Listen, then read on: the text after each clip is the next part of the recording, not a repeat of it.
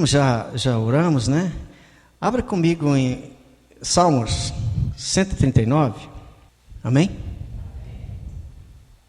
A minha versão, às vezes, ela é um pouco diferente, né? Salmo 139, do 1 em diante.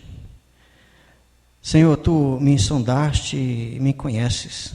Tu conheces o meu assentar, o meu levantar. De longe entende o meu pensamento. Cerca o meu andar, o meu deitar, e conhece todos os meus caminhos. Sem que haja uma palavra na língua, eis que o Senhor tudo conheces. Tu me cercas de volta em volta e puseste sobre mim a tua mão. Tal ciência é para mim maravilhosíssima, tão alta que não posso atingir. Para onde me irei o teu espírito? Ou para onde fugirei da tua face?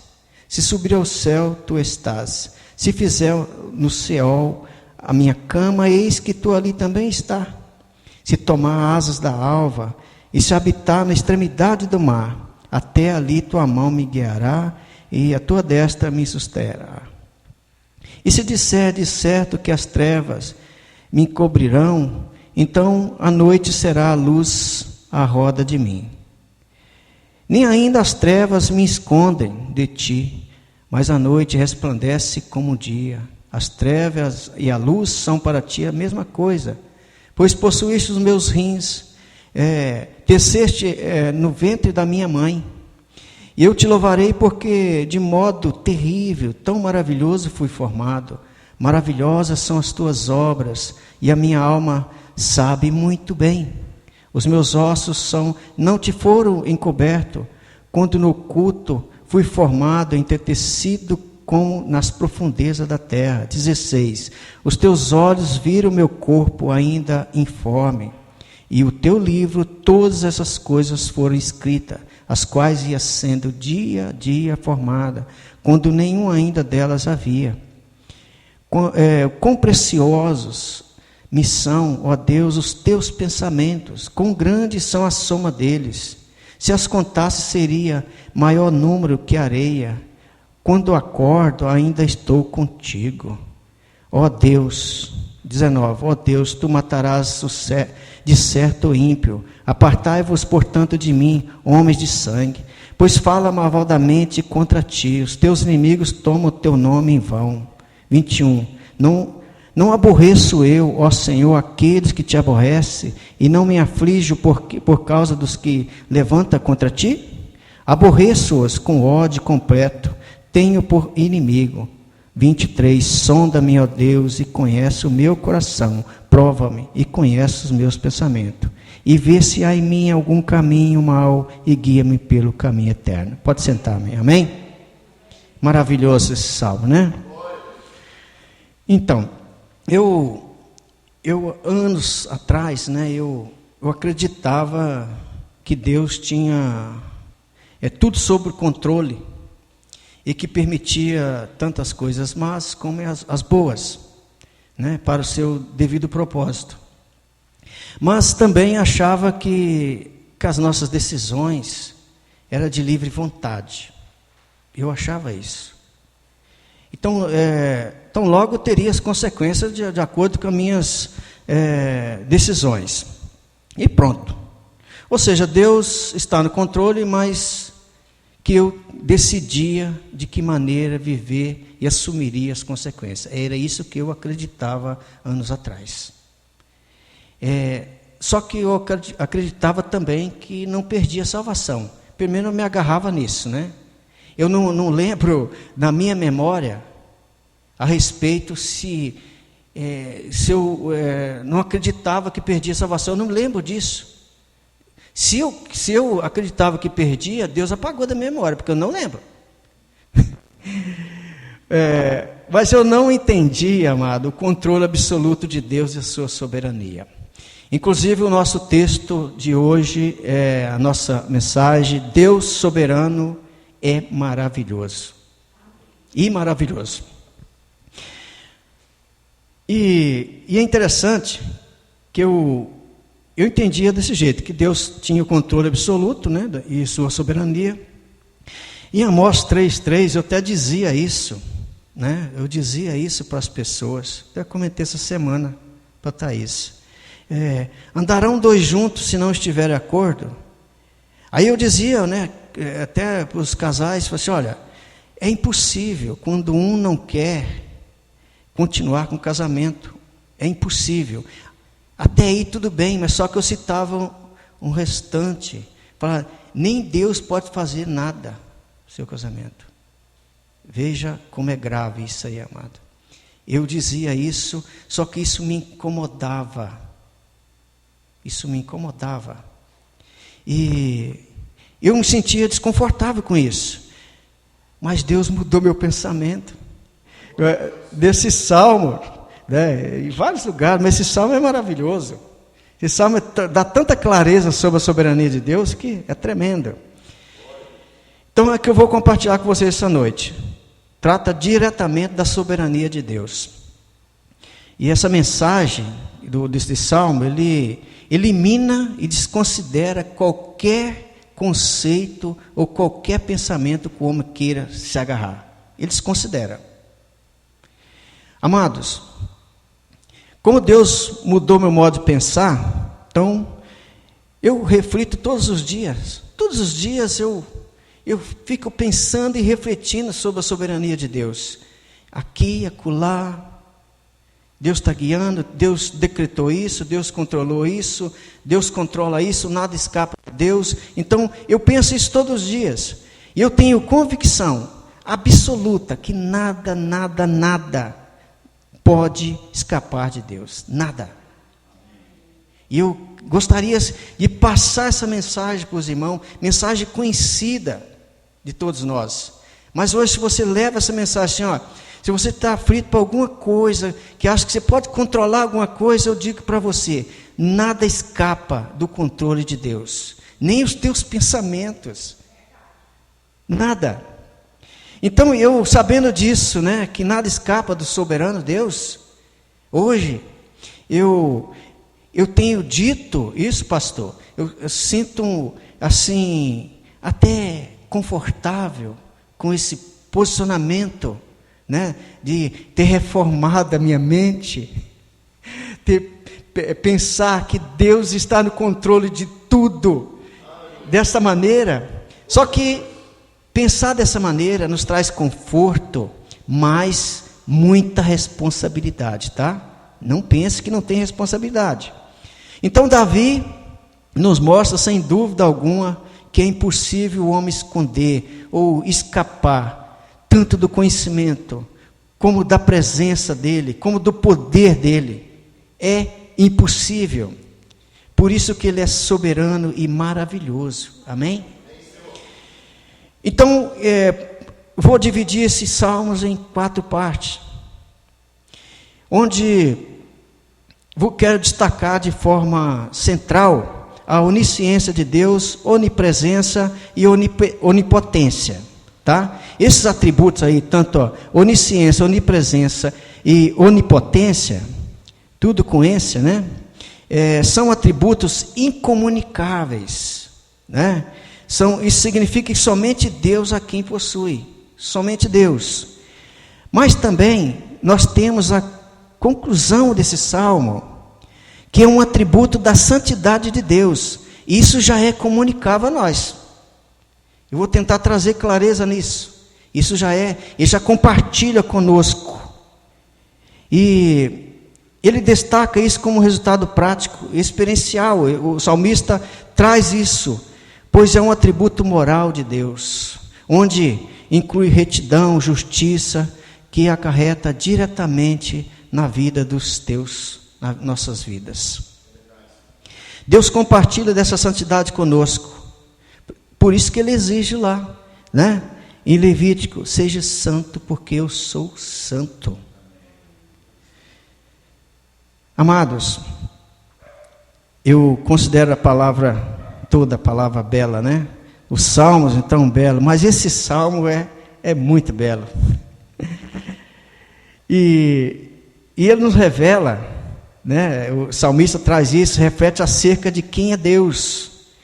E é uma oração isso aqui. Oração pessoal, qual ele medita nos atributos de Deus, trazendo assim essa preciosa exposição da palavra. Por isso que é maravilhoso, muita clareza, porque ele contrasta conosco a grandiosidade de Deus, tá? E a pequenez do homem. Deus e o homem. Eu confirmei algumas coisas com o pastor Cleilson, ainda bem que eu estava no caminho. É ruim quando você vai tirar dúvida com ele lá e ele, não é que é ruim, né? Ele é por aqui, né? Mas ele ficou quieto. Eu acho que é porque ele vai viajar. Brincadeira, né? Mas, queridos, a mensagem do Salmo 139, ela é aterrorizante para o pecador. Sabe por quê? Porque ela vai revelar a soberania de Deus sobre todas as coisas. Mas também, ao mesmo tempo, meus amados, ela traz uma mensagem extremamente confortante aqui que eu estava falando, porque eu me sinto confortável hoje. Lógico, com responsabilidade. Ao revelar a Deus soberano, que governa todas as coisas de acordo com sua infinita sabedoria, santidade e justiça. Como eu disse no início, né? Sinto confortável, mas traz responsabilidade. Ao mesmo tempo que esse salmo nos traz essa responsabilidade, nos revela que Deus é soberano, ele transcende também, ele fala de um Deus intimamente pessoal, né? Ou seja, um Deus que excede todos os limites naturais, que está além do conhecimento humano. Um Deus que está inseparavelmente contido na natureza do ser humano. Um Deus que está ligado diretamente aos seus escolhidos, através do Senhor Jesus Cristo. Estamos ligados. Do 1 ao 6, nós temos a Deus onisciente. Olha só. O salmista apresenta um Deus onisciente. Ele começa a oração dizendo: o Senhor é aquele que sonda e conhece. Sondar nesse texto transmite a ideia de cavar, penetrar, alcançar o mais profundo. Traz essa ideia. Quando ele diz assim: o Senhor, tu me sondas e me conheces. Quantas vezes, né, cantamos isso? Tem um cântico, né? Quantas vezes cantamos isso? Mas na hora de você encarar, entender que Ele é soberano sobre a tua vida e conhece todas as coisas, Ele declara mais sobre a sua vida do que você próprio. Quando o Senhor diz assim, o salmista diz assim: Senhor, tu me sondas e me conheces. Sabe o que ele está declarando aqui? Que Deus conhece nós muito mais do que nós mesmos. Às vezes a gente achando que a gente conhece, né, nós, né? Mas na frente aqui eu vou falar alguma coisa a respeito. No verso 2, ele traz ainda que Deus conhece cada momento do nosso dia. O salmista vai mais além. Ele declara: Deus percebe de longe os meus pensamentos. Na antiguidade, o povo tinha seus deuses, né? Seus deuses territorial. Um deus de uma cidade, um deus de uma região, né? E o deus era limitado àquela região. Ele fazia lá, ele cuidava, né? Protegia os seguidores dele. E a sua divindade ali, o reino, né? E um passava para o outro. E Davi, o salmista, traz isso aqui. Ele elimina, desconsidera esse conceito de vez. Ele apresenta um Deus que não está preso ao limite territorial. Ele não conhece só o que está dentro de uma fronteira, dentro de um país ou de uma região. Ele conhece tudo. Conhece tudo. Todas as coisas, nada escapa. Como diz o pastor Cleilson, ele controla todos os átomos, todas as partículas do átomos, não sobra nada. Eu até falo para ele assim, deixa um pouquinho para a gente, né? Controla tudo. Eu como pai, não conheço os pensamentos do meu filho. E vice-versa, ele também não conhece os meus pensamentos. Falei com ele hoje. Falei com eles hoje, né? São 2.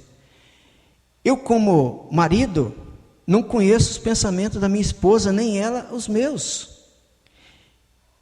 Tá certo, amado? Mas Deus conhece tudo. Conhece todos os nossos pensamentos. Deus é maravilhoso. E é interessante, né? Porque essas questões de marido e esposa, né? E conhecer, né?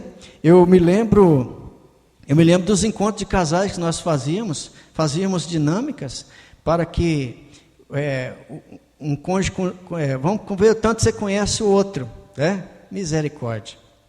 Tem uns que conhecem, mas tem uns que parece que não estão vivendo junto. Mas Deus sabe todas as coisas, amado.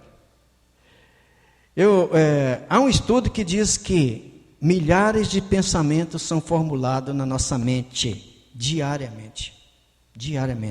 Muitos desses pensamentos ocorrem num grau que nem mesmo percebemos conscientemente, nem percebemos. Isso significa que Deus os conhece muito bem, conhece nós, né? O mais profundo do nosso ser. Por isso que o salmista diz também, cada uma das nossas palavras, antes delas chegarem à nossa língua, Ele conhece. Isso não é maravilhoso? Né? Segunda parte, vai do 7 ao 12, que é o Deus, eu falei do Deus onisciente, né? Agora o Deus onipresente. A primeira reação do pecador diante da grandeza e da santidade de Deus, né? Um Deus onisciente, é tentar escapar. Nós temos alguns casos, mas temos um caso mais comum, lá do início, o próprio Adão, né? Lá no Éden, tentar fugir da presença de Deus, por causa do pecado. É característica. Mas o salmista entende que isso é inútil. Jamais poderemos fugir de um Deus onipresente. E o salmista diz que, é para eu não dizer Davi toda hora, eu tenho que dizer salmista, tá? Está entendido? Quando eu estava escrevendo salmista, por escrever um pouco Davi aqui também, né? Davi, quando Davi diz, né? Jamais poderemos fugir de Deus. O salmista diz que os olhos de Deus o encontram onde quer que ele vá, seja no alto céu, seja no mais profundo abismo. Nem mesmo a morte pode esconder o homem dos olhos de Deus. Quando me converti, eu lembro, eu tive estava na oração, né? E aí estava um missionário novo, todo mundo orando ali, ele foi para o meu lado e disse uma frase que marcou muito para mim. Ele falou, varão de Deus, eu trago uma mensagem de Deus para você. Olha, Deus nunca afastará de você, e você também nunca afastará de Deus, e você vai ser um vaso usado por Deus. Amado, eu agarrei nisso, isso vem na minha mente, porque os olhos de Deus estavam sobre mim naquele período antes, né, da fundação. Eu já era escolhido dele. Então, é isso que nós temos que se agarrar. Somos escolhidos dele. Ele é soberano sobre a nossa vida. Amém? Então, ele disse ainda, se eu subisse nas asas da alvorada e habitasse nos confins dos mares, a mão de Deus me guiaria, ia me sustentar. Essa ideia, essa expressão aqui que o homem pode alcançar, né, as bordas, né? Mineiro falaria o quê? Beirada, né? Tem mineiro aqui, lá beirada. Até eu citei hoje a cidade chamada Fim do Mundo, né, Ushuaia, que é a última cidade da Argentina lá, é o fim do mundo. Mesmo assim, se você tivesse condições na velocidade da luz e pudesse abarcar, pudesse ir ao fim do mundo, Deus estaria lá também.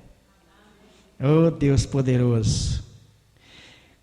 Caso o homem tente recorrer às trevas para esconder de Deus, o salmista diz que é impossível, jamais alguém poderia esconder nas trevas daquele que disse no princípio: haja luz. E ainda, Isaías diz assim: eu formo a luz e crio as trevas. Amém? Agora o Deus, eu falei Deus é onisciente, Deus onipresente, agora o Deus onipotente, do verso 13 ao 18.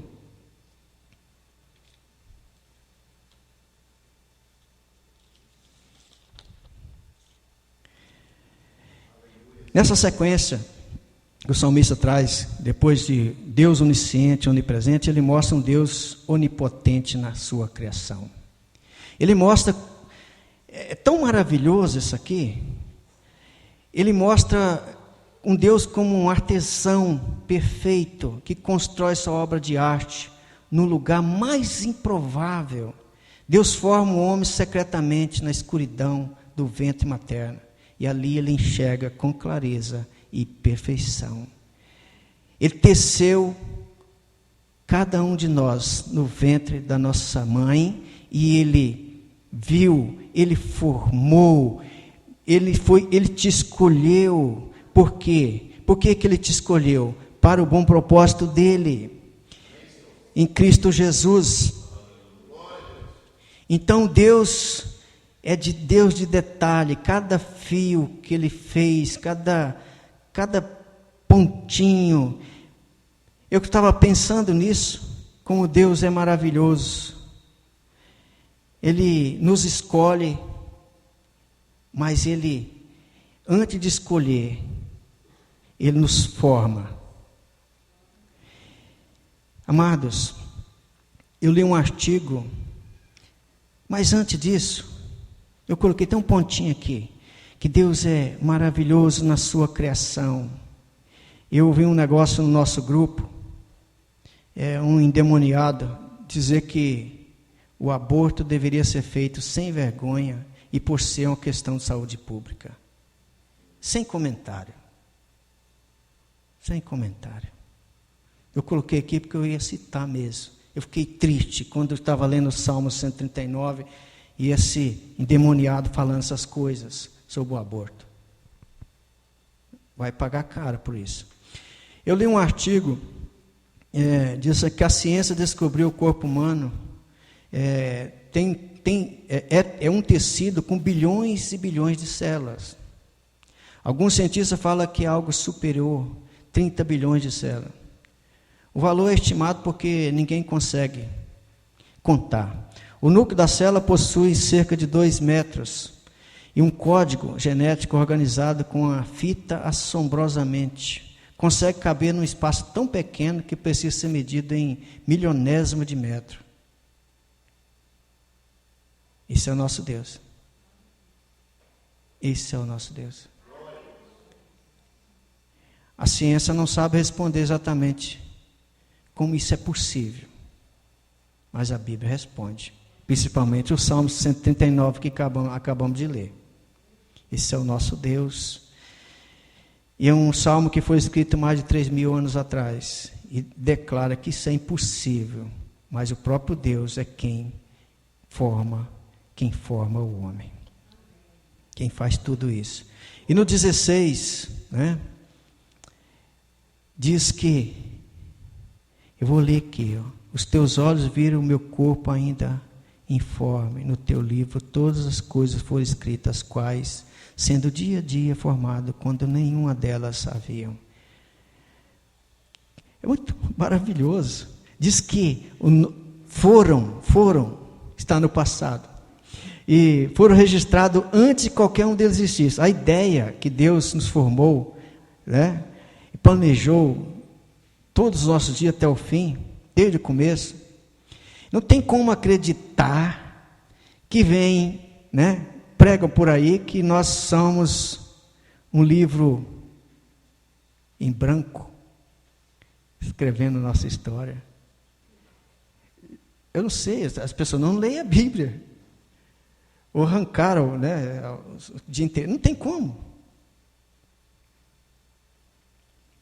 E Jó diz assim, ó, visto que os seus dias são determinados, Jó 14:5, contigo está o número dos seus meses, tu lhe puseste limites, e não passará além deles. Tanto a nossa entrada nesse mundo como a saída, está tudo decretado. Nos traz conforto, amados. Diante de algo tão maravilhoso, né, o salmista se rende a essa soberania de Deus. Por um lado, ele conhece também, né, todos os pensamentos, mas também o salmista declara que não tem como contar. Tentar seria loucura. E Paulo também ficou maravilhado, como Davi. Vou ler só o 36, mas é Romanos 11, do 33 ao 36. Porque dele, por ele, para ele são todas as coisas. Glória, pois, a ele eternamente. Amém. Paulo falando dos decretos de Deus. Enfim, o nosso corpo é magnífico, todos os aspectos, e mais complexo que qualquer máquina que o homem pode conceber. Nosso corpo não é um produto da evolução, nem mesmo uma mera adaptação pelo meio. Ele foi planejado e criado infinitamente pela sabedoria de Deus. O nosso corpo foi criado por Deus e reflete a glória dele. Amém. E a última parte, amados, que está no 19:24, aqui, ele fala da santidade de Deus e destaca um resultado, né, desse atributo moral de Deus. Algumas pessoas não conseguem entender essa última parte,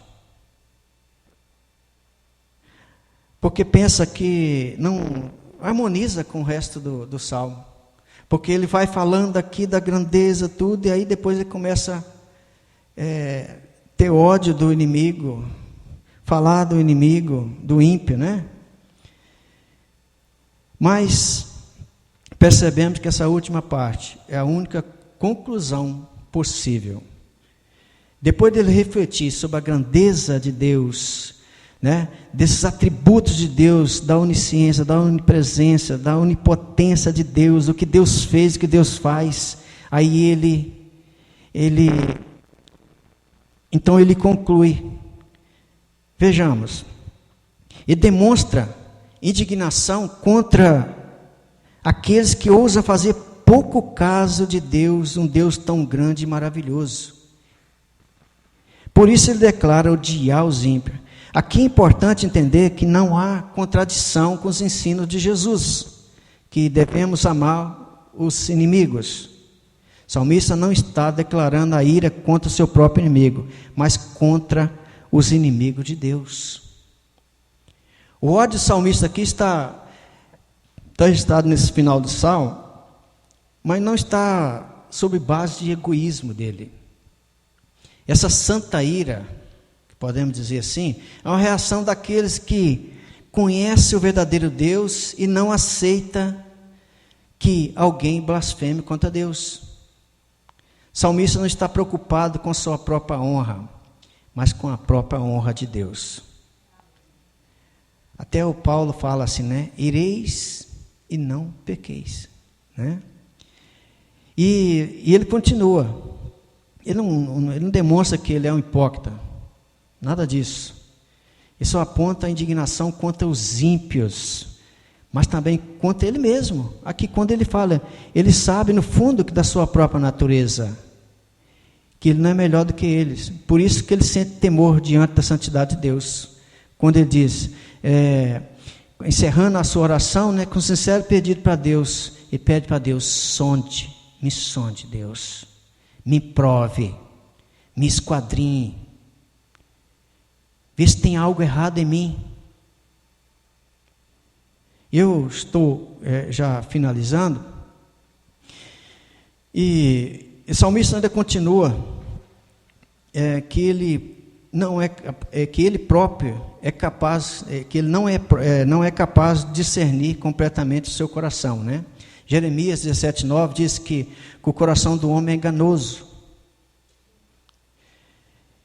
E ele temia desse mal oculto dentro dele.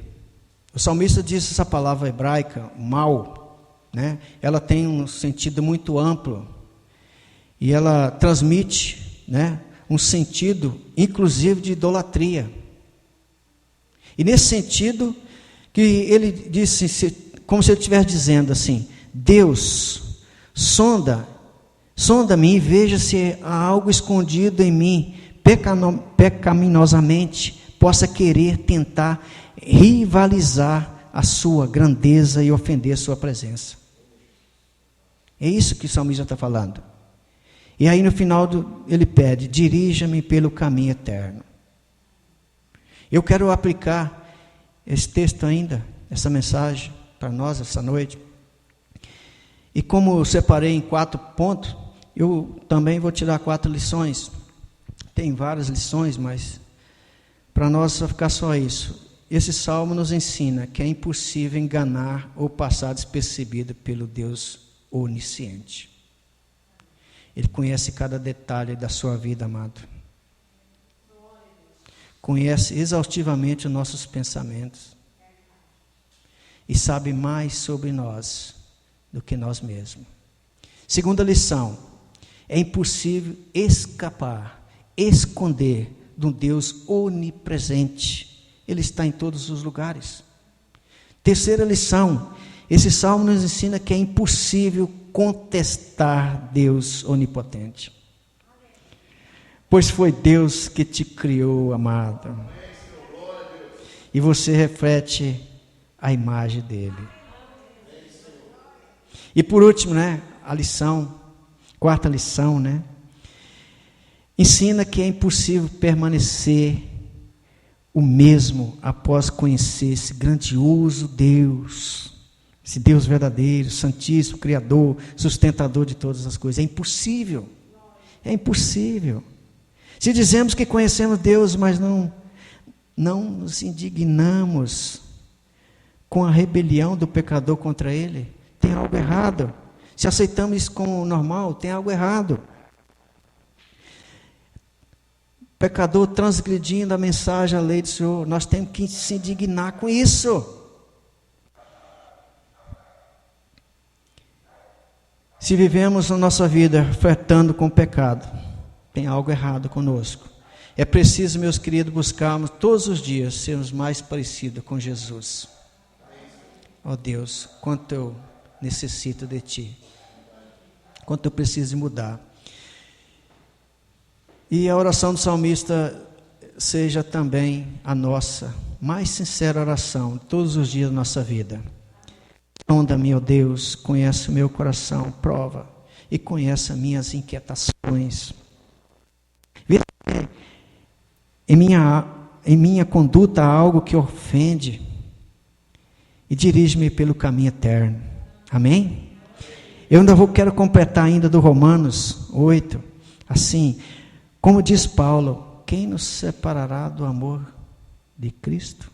É possível que tenhamos que enfrentar algumas dificuldades na vida, passar por vales escuros, caminhos estreitos, apertados. É possível que a pobreza nos atinja, a fome alcança, a perseguição fira, nos derrota. É possível, mas somos mais que vencedores. Nem a ameaça da morte, nem os problemas da vida, nem os poderes sobre-humanos, nem tempo, nem espaço, nem qualquer outra criatura pode nos separar do amor de Cristo Jesus, esse soberano Deus. Aleluia! Glória a Deus!